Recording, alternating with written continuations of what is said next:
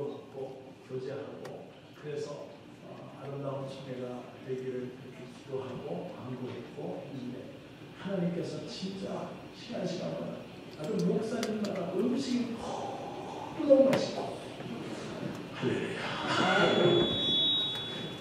그리고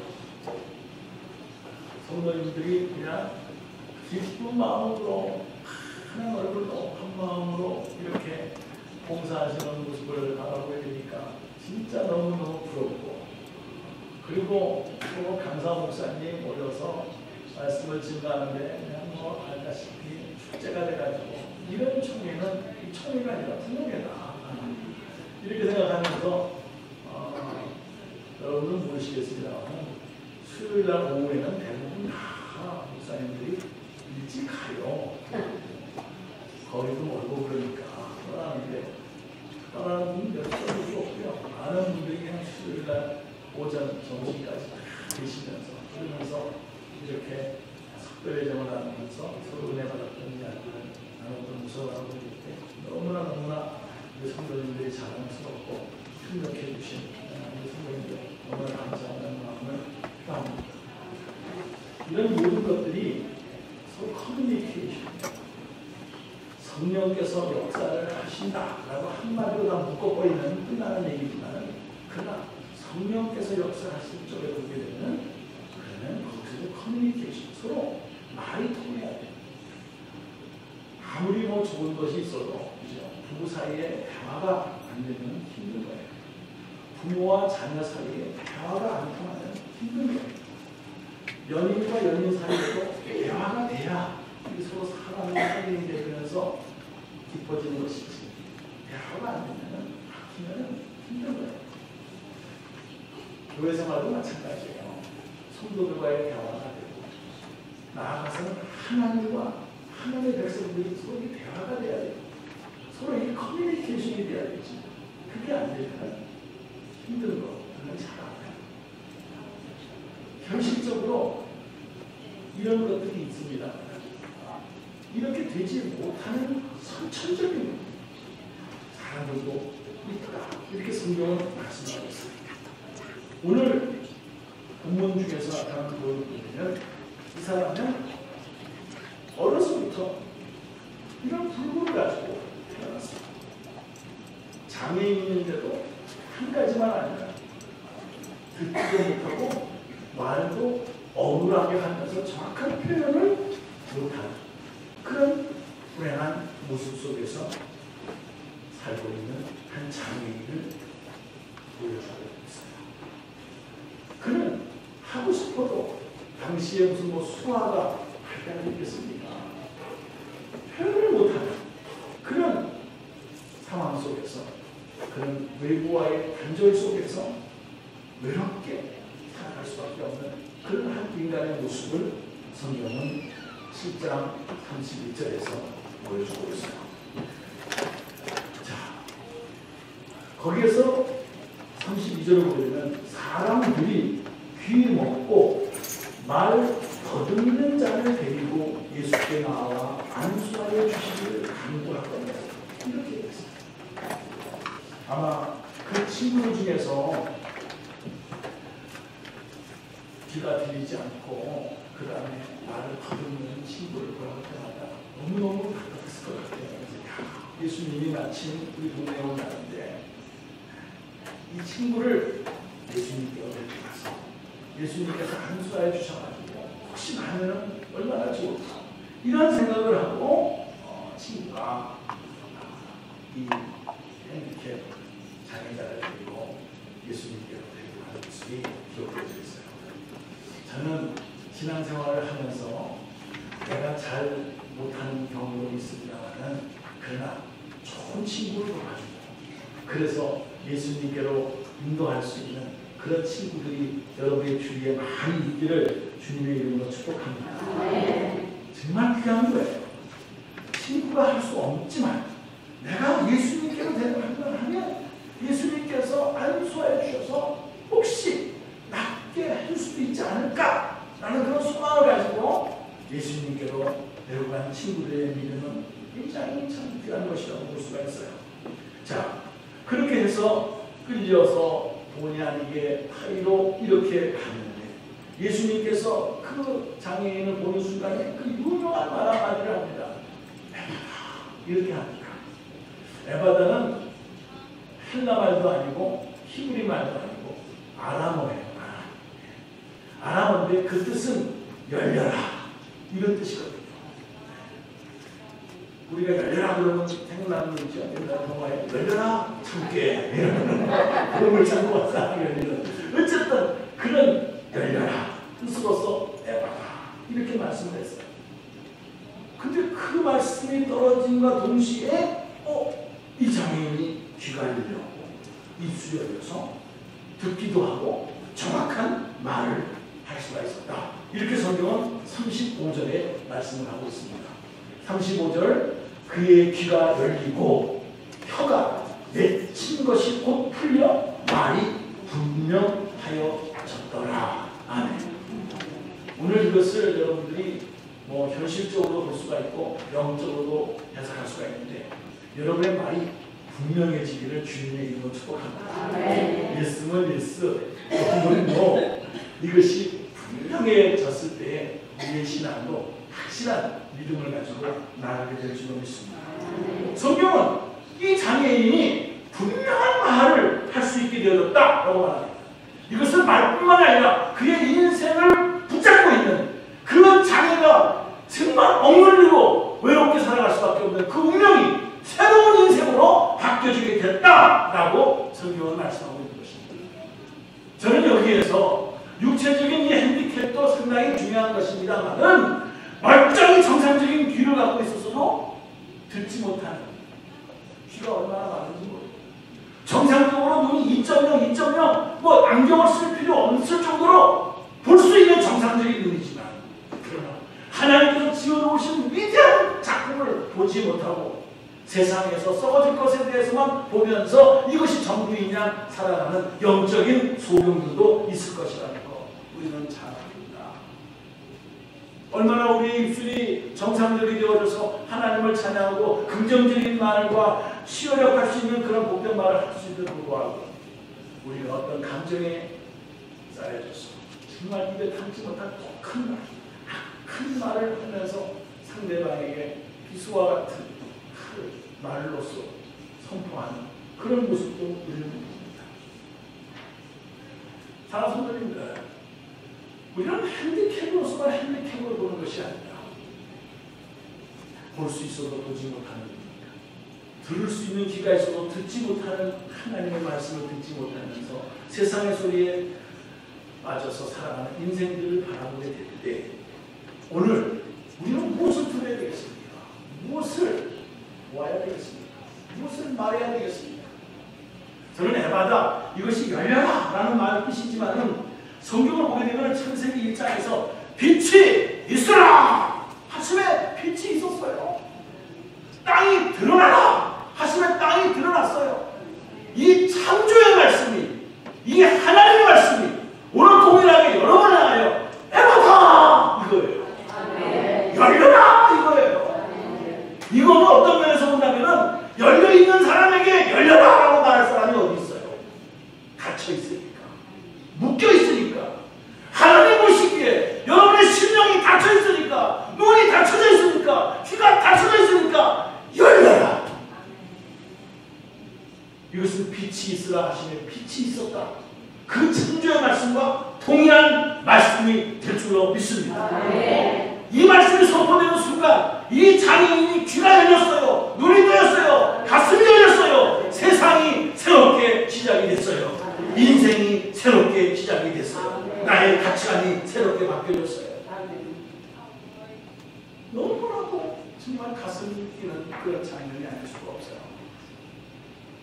저는 친구가 데리고 왔다. 그리고 예수님께서 그 천지를 창조하신 그 능력으로 에바다 이 말 한마디에 그 사람이 평생 안고 가야 될 장애가 해결되어졌다.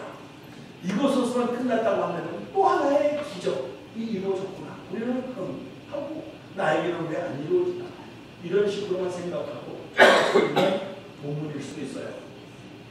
근데 오늘 저 세 가지 면에서 기적을 베푸시는 예수님이지만 그 인사이트에 우리가 한 단어가 세 가지 면에서 주님께서 보여주신 내용이 있어요.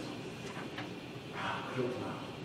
우리가 그냥 열더라 이 말만 선포만 하고 네가 알아서 해 이게 아니라 예수님의 더 자상하신, 더 구체적인, 더 입체적인 그 한 영혼을 향하신 예수님의 선한 마음이 이 구절을 통해서 나타나고 있는 것을 세 가지 면에서 말씀을 드리고자 합니다.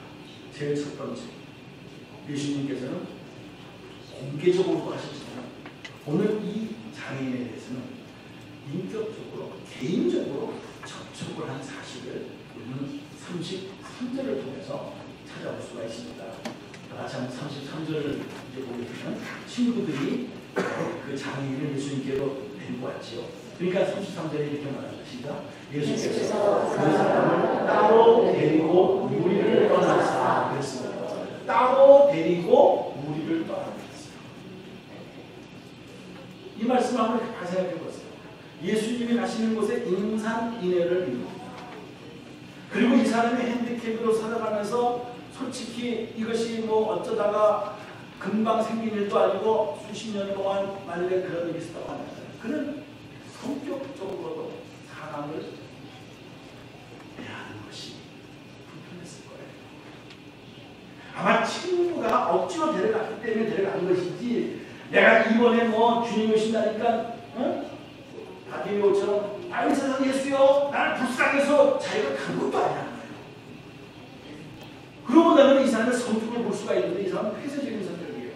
물을 봐 전화도 와도 안 받고 만나는 것도 꺼려하는 그런 성격의 소유자 속에서 친구들이 그 한 영혼의 삶을 보고 불쌍해서 예수님이 마침 자기 동네에 온다니까 데리고 거거든요. 아마 주님은 이 사정을 그 환자의 겉으로 드러난 장애만이 아니라 그것으로 인하여 맺혀진 성격 장애까지 알아보시고 사람이 없는 곳으로 일부러 데리고 갔다. 따로 데리고 갔다. 참 이게 너무 드라마틱하지 않습니까? 오히려 어떤 면에서는 많은 사람들 앞에서 예수님께서 와라! 내가 알거나 하면 내가 안 그러지 않냐? 라고 오히려 쇼업할 수도 있는 문제인데 그거하고 전혀 상관없이 장애인 그 한 사람의 인격과 그 사람의 그것으로 인하여 잘못되어진 그 성격을 아시고 따로 무리를 떠나 따로 데리고 가서 그 사람의 형편에 맞게끔 치료해 주시는 주님의 모습을 저는 이 주님의 손길이 여러분에게 임한 줄로 믿습니다. 그래서 우리가 여기까지 온 거예요. 우리가 돔의 꿈으로 넘어가는 것이 아니에요. 한 사람 형편과 처지 속에서 하나님이시 딱 우리에 맞게끔 그렇게 아시고 우리를 한 사람 한 사람 불러주셔서 하나님의 자녀로 삼아주시고 오늘 이 자리까지 오게 된 줄로 믿습니다. 또한 치료하는 방법도 그래요. 뭐 말씀으로만 해도 전혀 문제가 없으신 예수님께서 저기 보게 되면 손가락을 그의 귀에다가 넣었다 그랬어요. 그리고 침을 뱉어 그 혀에 손을 댔다. 이거는 해석이 좀 번역이 좀 잘못된 것 같습니다. 마치 우리가 뭐 이렇게 상상을 하면 안 되죠. 침을 묻혀 손에다가 침을 묻혀서 그래서 혀에다가 남의 침을 어떻게 상대방의 입에다가 뽀뽀를 어떻게 해요 여러분들. 그리고 혀 안에 침이 나 있지 뭐 다른 데 침이 있으니까 그 침이 나 이 침이나 마찬가지요. 이런 식으로 여러분들이 뭐 진짜 이런 생각하지 마세요. 하나님의 방법은 다양하다라고 합니다. 상대방이 저런 식으로 만나줬다고 한다면 나도 똑같이 그렇게 만나줘야 된다. 이런 것이 없어요. 한 사람 한 사람 불편 속에서 그때그때 하나님을 치료하시는 방법이 다양하다라고 하는 사실을 믿으시기 바랍니다. 문제는 터치. 참 이거는 세상에서도 의학적으로도 아이들을 품어주면서 키우는 아이들, 그냥 유모차에 키우는 게 정서가 다르다는 거 아시죠? 품을 때의 터치가 일어나는 거예요. 그때 아이는 정서적으로 안정될 수 있다는 거예요. 그래서 이 서로서로의 이 터치는 이 마음을 열게 하고, 그리고 느끼게 하면서 안만한 것이 아니라 서로 손을 잡고 이렇게 대화를 하게 되면 얼마나 이게 더 가까워진 거예요. 옆에 사람들에게 자꾸 자오고서 그냥 얘기한다고 서로 붙잡고 그러니 아니 얘기하면 훨씬 더 정답했어요. 이 터치는 참 우리에게 심신을 더 가깝게 느껴지게 하는 그런 표현일 수도 있다는 거죠. 그 모습으로 지금 그 핸디캡을 만져주고 있어요. 그는 느꼈을 것입니다. 내 처지, 내 절망, 내 고독, 그동안 흘렸던 눈물, 이걸 가장 간단한 방법으로 나에게 오셔서 나를 만져주시는 그분에 대한 무언가 소망을 가지고 그는 아마 그 주님의 만남의 시간을 마치 누리고 있다, 이렇게 생각을 해요. 오늘 저와 여러분이 부활하신 주님 모셔서 내 손을 붙잡고 있지 않지만 성령께서 역사하셔서 오늘 이 자리에 함께 계시고 말씀으로 우리와 함께하는 사실을 믿으시기 바랍니다. 그럴 때 우리는 새롭게 마음의 위로와 소망을 갖고 있다는 거죠. 두 번째로 주님께서 하시는 말씀을 보게 되면 하늘의 도움을 청한 모습을 34절에 볼 수가 있습니다. 그러면서 하늘을 우러러 탄식하시며 그에게 이르시되 하시니 그는 이러리라 믿으시라. 하늘을 우러러 라는 단어입니다. 두 번째로 우리가 주님께서 그 환자를 대하면서 자기도 하나님이십니다.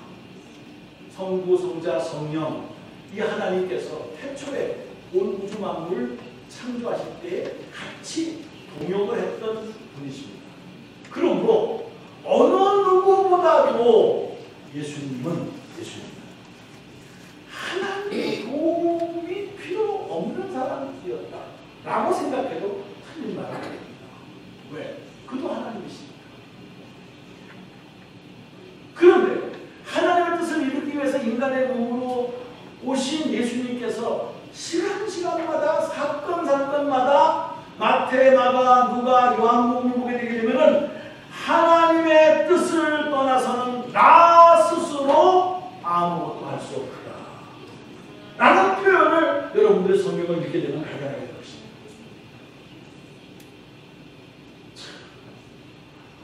이 세상에 어느 누구보다도 한 번이라도 주님의 하나님의 도움이 필요 없이 스스로 할 수 있는 그분이, 그 예수님, 어떤 누구보다 더 시간마다 문제마다 해결 나갈 때마다 주의 이름을 부르며 하늘을 우러러 간구하면서 하나님 도와주세요. 이 한 장애인의 눈물과 아픔을 하시겠습니까? 하나님 도와주세요 하면서 하나님 아버지 앞에 나아가는 주님의 모습을 저는 34절에서 그 저 말이 우리에게 어떻게 적용이 되냐면 어느 누구보다도 우리 인간은 하나님의 도움을 받으면서 살아가야 돼요.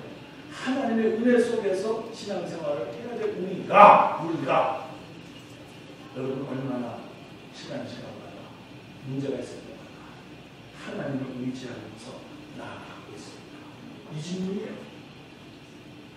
우리는 봉사합니다. 그리고 열심히 수고도 합니다. 그런데 열심히 할수록, 봉사를 하면 할수록 하나님과 1대1로 독대를 하면서 하나님 아버지 앞에 기도하는 시간은 얼마나 같습니까? 오히려 더 기도해야 돼. 오히려 하나님의 은혜를 붙잡고 해야 돼. 아이고, 이 정도면 내가 능력이 있습니다. 이 정도면 내가 열정이 있으니까 내가 이 일을 할 수 있습니다. 어떤 면에서는 위험한 일일 수도 있어요. 왜? 기도하지 아니하고 준비하지 아니하고 했으면 자기의 열정으로, 자기의 의로서 할 수가 없거든요. 그러면 어떻게 될까요? 하기는 하는데 내 힘, 내 자원, 내 정성을 가지고 하다 보니까 조금 있다 보면 지쳐요. 지치니까 불평이 나와요.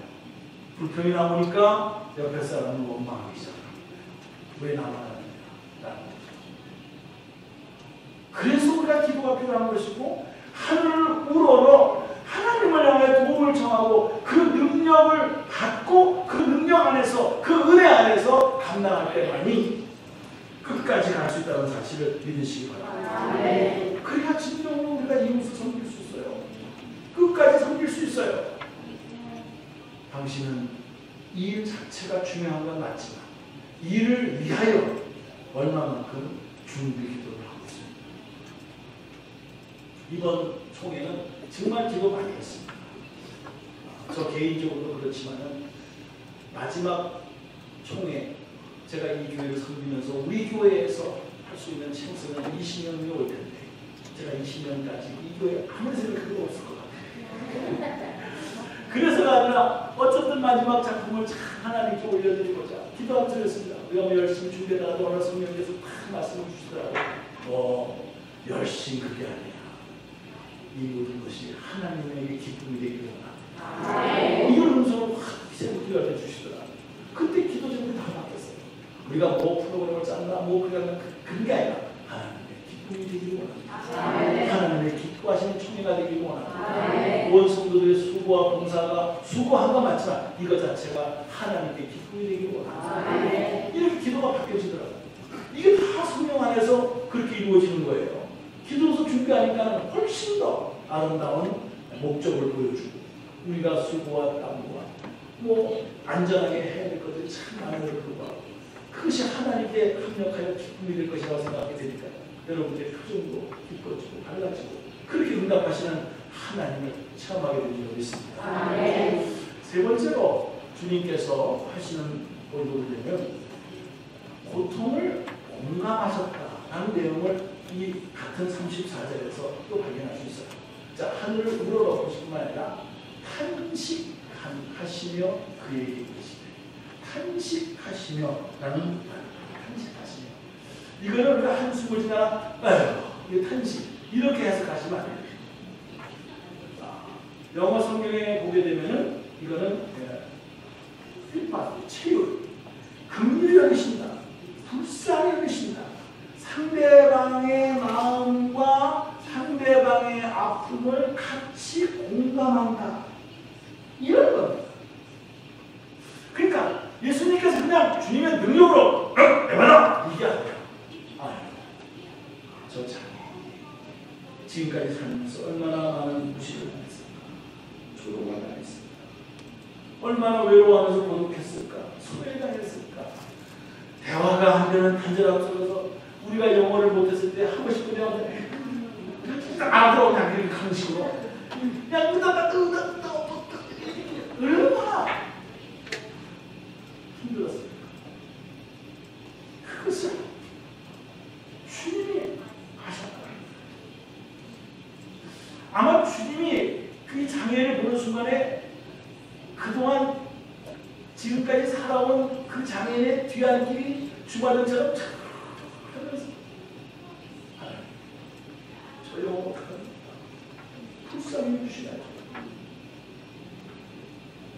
그래서 저게 이제 보통 카드에서 뭐 한자 하실 때 저렇게 뭐 하고 이제 뭐 깨를 쑥 하면서 뭐 이렇게 나오고 장례식에서 갔을 때 저런 카드 많이 이제 프로마트에서 나오는 겁니다. 함께 느낀다. 더불어 같이 느낀다. 함께 느낀다. 이런 거예요. 저는 이것이 그냥 우리를 탄식하시면서 우리를 불쌍히 하셨다. 이게 아니라 어떤 면에서 우리는 솔직히 인생이란 아까 성가대에서 말씀한 광야와 같은 인생이면 강량이 외롭습니다. 솔직히. 그런 과정에서 하나님이 같이 우리 두고 계신다. 함께 하신다라는 것은 뭐를 하겠다라는 거예요. 여러분이 어떠한 상황 속에서 앵거가 나올 수가 있습니다. 나의 분노가 있습니다. 거기에도 함께 하십니다. 속상함이 있습니다. 그것도 주님이 하십니다. 나의 고통이 있습니다. 눈물이 있습니다. 이거를 하신다는 거예요. 함께 한다는 거예요. 답답함이 있습니다. 나의 억울함이 있습니다. 견딜 수 없는 부끄러움이 있습니다. 나는 왜 이렇게 힘이 없어? 무기력함이 있습니다. 그래서 좌절할 수밖에 없고, 그리고 고통당할 수밖에 없는 우리의 모습을 자기가 바라봤을 때 나는 왜 이래? 라고 할 때 함께 느낀다.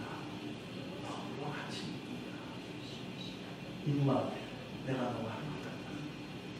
이 세상에 누가 이렇게 할 수가 있겠습니까? 저는 이 모든 것이 하나의 상징으로 우리에게 느껴졌고, 우리가 사랑하고 있고, 실제로 그 모습으로 그대로 딱 보여주신 것이니 십자가. 어느 누구보다도 처참한 고통, 어느 누구보다 철저한 배신, 이 모든 것이 십자가 안에서 하나님의 큰 사랑을 통해서 함께 느낀다, 동참한다 라는 것이 표현되어진 것이 십자가. 말만 그런 것이 아니라 실질적인 고통, 배신, 눈물, 이 모든 것이 십자가에서 다 표현된 것이 내가 너와 함께. 왜 사도 바울이 내가 십자가를 자랑한다고 했을까? 주님께서 목마르다 엘리 엘리 라마 사박다니, 하나님 어찌 나를 버리시나요? 라고 할 정도까지 극한 상황 속에서 그렇게 신뢰하고 그렇게 부르셨던 하나님이 침묵하실 때 그는 한 인간으로서 그 고통을 그대로 십자가상에서 표현했던 말이었습니다. 그것은 주님이 당하는 고통으로서만 끝나는 것이 아니라 이런 고통을 겪으셨기 때문에 우리의 고통을 하신다. 우리의 눈물, 우리가 배신당, 우리의 치욕, 우리의 부끄러움 충분히 이해하실 수 있는 분이라는 거예요. 그분이 예수님이십니다. 너무너무 어떻게 표현할 수가 없네요. 제가 우리가 뭐 십자가를 사랑한다, 끝까지 나도 십자가를 지속한다라고 하지만 그거에 함부로 말할 게 아니에요. 우리는 얼마나 연약한지 몰라요. 조금 말 한마디에 눈치 하나에 상처받을 수 있는 우리들인데 내가 십자가를 어떻게 줘? 주님이 주신 십자가를 어떻게 줘? 우리가 순간적으로 말로만 그렇게 쉽게 말할 것이 문제라고 생각합니다. 근데 주님은 인간이 할 수 없을 때 하나님만 축복하십니다. 하나님이 인간에 오셔서 그 십자가에서 모든 구원과 능력과 위로와 소망으로 완전히 십자가상에서 다 이루었다. 아멘. 이렇게 하신단 말이에요. 우리가 붙잡을 게 그거예요. 주님은 그 장애인을 통하여 내가다 말을 했지만 피아노는 천천히 쳐주시겠어요. 했지만 그러나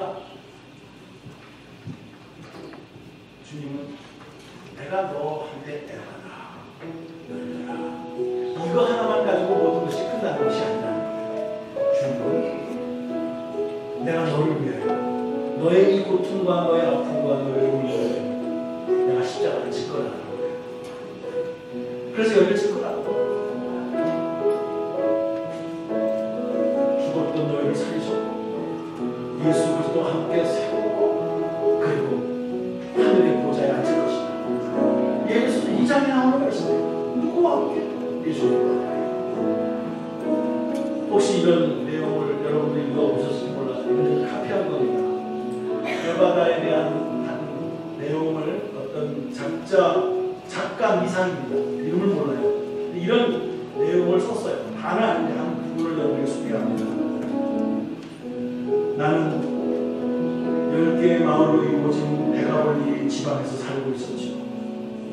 눈을 뜨면 밝은 햇살과 고운 새들을 보았지만 이 세상의 소리는 하나도 들을 수 없었어요. 어머니의 따뜻한 음성도 형제들의 고운 노래소리도 들을 수 없었어요. 나의 삶은 절망이었습니다. 어느 날 유난히 햇살이 창문을 비집고 들어오던 날 친구들이 내게 몰려왔죠. 그리고 다짜고짜 나를 붙잡고 나를 어디론가 데려갔어요. 친구가 이렇게 손으로 말했지요. 너도 말할 수 있어.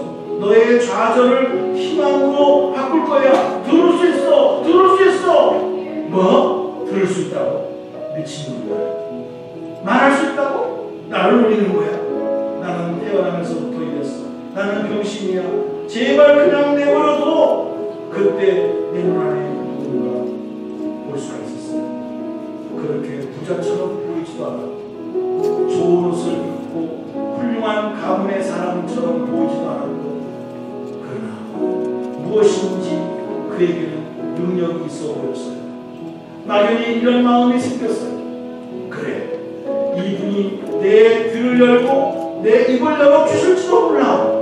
그분은 나를 보시자마자 나를 따로 불러 세우고 아무도 몰래 왼손을 들어 나의 귀를 막으셨어요. 어떠한 가스함이 일어났어요. 그리고 오른손을 들어 손에다가 침을 묻히시고 내 혀에 손을 댔어요. 그리고 무엇인가 말씀하셨어요. 하늘을 보며 탄식하시며 눈물을 흘리며 이 갇힌 세상이요, 이 막힌 사람들이요, 사랑치 못한 사람들이요, 답답한 형제들이요, 귀가 있어도 말씀을 듣지 못하며 입이 있어도 전하지 못하며 찬양하지 못하는 자요, 닫힌 마음을, 닫힌 가슴을, 닫힌 입을 열어 열어라! 열려라. 그 순간 천지가 캄캄해지고 온몸이 쿵 떨리더니 기가 막힌 것이 열리고 입에 맺힌 것이 풀렸어요. 아, 하나님, 어째 나를 돌아보시나이까. 주님의 크신 사랑을 이제 열린 입으로 찬양하기를 원합니다. 고백하기를 원합니다. 우리 찬양팀 앞에 나와서 이 찬송 같이 부르시면서 열려나야 바다 이 찬송을 부르기 원합니다. 오늘 여러분의 마음속에 이 찬송 하나가 그동안에 맡았던 어떤 사건들이 있었을 것입니다. 성숙했던 어떤 문제가 있었을 것입니다. 그것 때문에 맡겼고 그것 때문에 마음이 열려지지 않았고 그것 때문에 사람들을 만나기 싫었고 전화 받기도 싫었고 그래서 외롭게 살아갈 수밖에 없었던 우리의 인생일 수도 있습니다. 그런데 이 시간 주님이 오셨습니다. 피터치 그가 나를 만져주셨어요. 주님 오늘 이 음성을 듣기를 원합니다. 주님 도와주시옵소서.